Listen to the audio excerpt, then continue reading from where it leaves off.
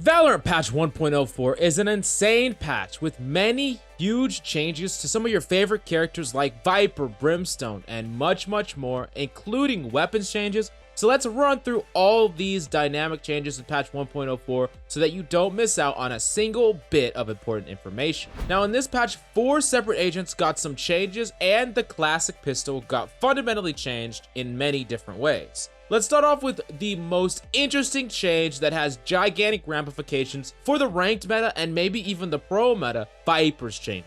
First off, we got to talk about her ultimate, Viper's Pit, which when she ults, there was a maximum time that she could spend outside of her ult before it collapses. That was at 5 seconds, and now it is at 12 seconds. Insane change, more than double. On top of that, she can hold the ability key to drop her ult early if she wants to, and enemies in the Viper Pit will have their minimap obscured and will not provide minimap detection to their allies, which is extremely important. If someone finds you inside the Viper Pit, the allies will not know where you were, and that adds to the hidden aspect of it. The lack of ability to find you is extremely important. And then lastly, as a slight thing, they increase the brightness of red enemy glow at the edge of Viper's near sight, which makes it a little bit easier for her to see enemies. Now, what does this change in its isolation mean for Viper? Well, a big problem about Viper's ult is that it was really easy to spam her out. You could gather information with one person, relay that information, spam her out using all sorts of abilities like paint shells, shock darts, and much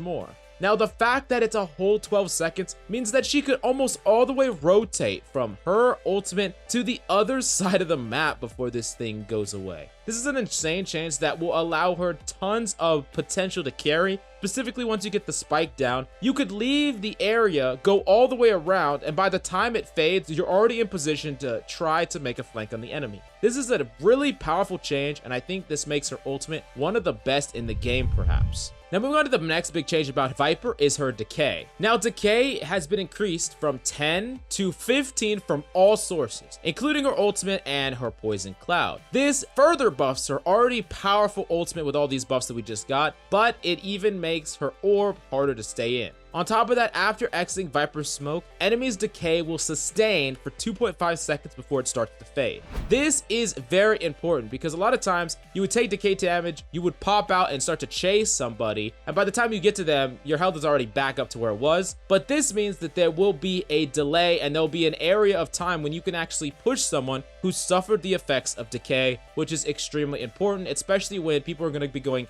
in and out of her ultimate because she doesn't necessarily have to play in her ultimate for that long because she gets 12 seconds of outside time. Now the last big change to Viper specifically is her fuel, and she has both her poison cloud and her toxic screen. And what this change does is it allows her to have her poison cloud and her toxic screen active at the exact same time, and they will not consume additional fuel beyond the cost of having one active. Now, if you haven't played Viper before, if you try to use both of these, the amount of time that you could keep them up was astronomically low. It just burned your fuel like crazy. And the fact that this does not increase the fuel consumption is insane for Viper as a character because she realistically is a smoke character. She is a character that could fill a similar role to someone like Brimstone or someone like Omen. But the fact that these two abilities could not be used in conjunction for very long really meant that it was actually pretty poor at blocking LOS, especially when you were trying to route a whole team onto point or take powerful swing angles. Well, this change might be the actual most impactful one out of all of them. And every single one of these changes is extremely important for Viper. Honestly, Viper could move up multiple tiers in our new 1.04 tier list. Make sure you smash the subscribe button so you don't miss out because it's going to be extremely important to know exactly where this hero ends up.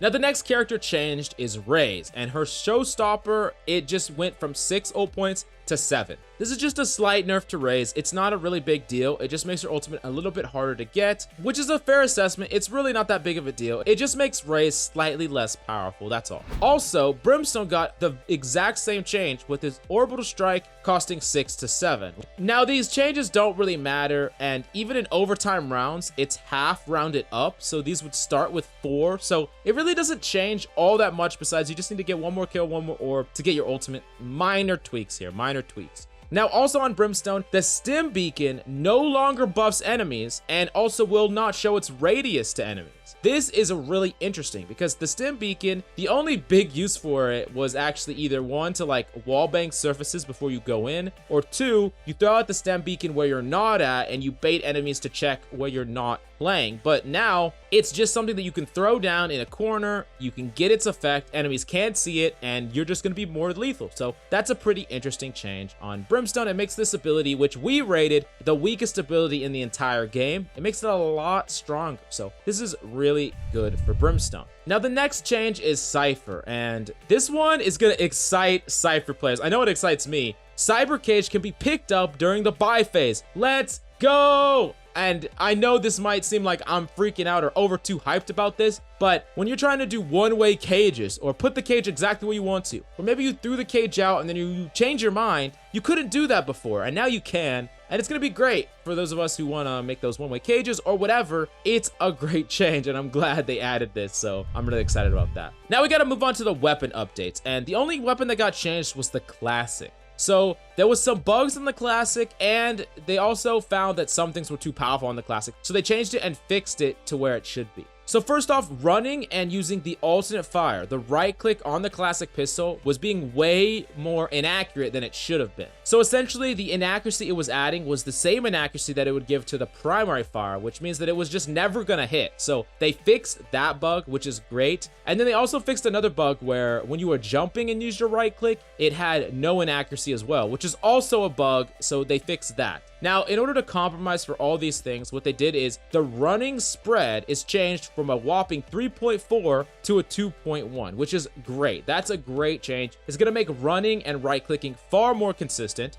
On top of that, the jumping spread was increased from 1.9 to 2.3, which means that it's going to be less consistent to jump with the Classic. So just keep that in mind. If you're trying to do some cheeky over the sage wall jumps or whatever, or some jet updraft, glide in, right click, those are going to be a little bit less consistent. Now the walking spread was changed slightly from 1.9 to 1.95. That's not a big deal. It barely changes it at all, but it makes it a little bit less accurate. And then they added a 10% bonus to accuracy when crouching or stationary, which means that if you're hiding in a corner, you're going to be slightly more accurate. So something to keep in mind for sure. And then just moving on to some notable quality of life changes. One of the big ones is the Elder Flame skins were making a really loud noise when they were actually being equipped. The animation was being too loud, so they adjusted the volume, which is nice. So you can actually hear what's going on when you equipped the Elder Flame operator. And besides all that, there's more quality of life changes and bug fixes, but if you want to see them, you can check out the links down below for the full patch notes if you want to make sure you don't miss a single ounce of detail. Now, before we end, I need to ask a question to you. Are you happy with these changes, and is there anything that you think needs to be changed?